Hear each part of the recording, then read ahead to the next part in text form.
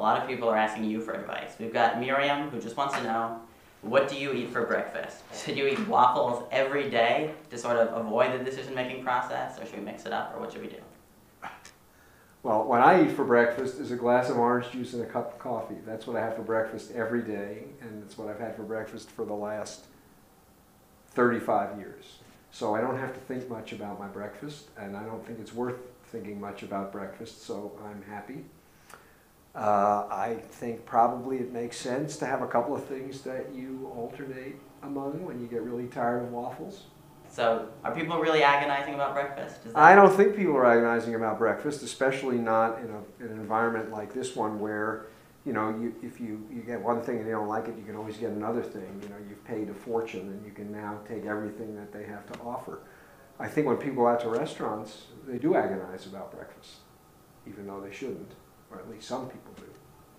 Okay, well that brings us to another question we've got, because a lot of people complain about Sharple's food, and people complain a lot that it's monotonous and there isn't much choice. Do you think that's a valid complaint, or do we not have enough, or do we have too much, or what's the Well, I haven't been in Sharple's in a while. I think it's not a valid complaint, and these people should be transported back to when I went to college, when you had two mystery main dishes and no one could ever tell what they were, and they were both awful. I think there's an extraordinary amount of variety offered now. You can cook your own damn thing, and I have no sympathy for complaints about Sharple's. I mean, eating in the same environment night after night can be a drag, but I think the food options are pretty damn good.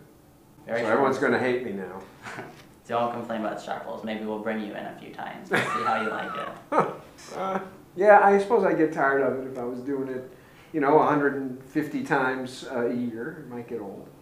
Okay, we've got another question about how variety might affect SWAT life. From Choosy Lover, does the paradox of choice apply to love and dating?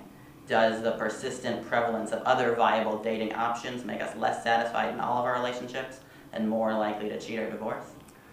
So there is no evidence on this as far as I know, but my sense is absolutely it applies to dating relationships. I think when in the modern world, you know, people get together and each of them is looking over the other one's shoulder in case there might be somebody better walking by, and this is not a recipe for successful long-term relationships. So yes, I think it's a major problem. There's a book called Marry Him, written by a journalist named Gloria, and she actually interviewed me at some length before she wrote the book, and she's 40-something, and she's single, and she has spent her entire adult life looking for the perfect mate, and she hasn't found him, and is convinced that the big mistake that she made was ever to think that the task was to find the perfect mate. So, yeah. So do you think internet dating makes things worse or better at all? Worse. Absolutely worse. I think, you know, there are an infinitely large number of candidates, and nobody wins in the battle against an infinite number of alternatives. So I think I think arranged marriage is better than internet dating. So again, people are complaining about the lack of variety at Swarthmore, and again, you're saying they're probably better off. Yes. Variety is not the problem. If they're having a problem, it's not that there's not enough variety. Okay. In my opinion. We've got a question from a wino who wants to know how the paradox of choice applies to connoisseurism. So if we have more variety, does that make a wine aficionado less happy, or is that part of the fun for them?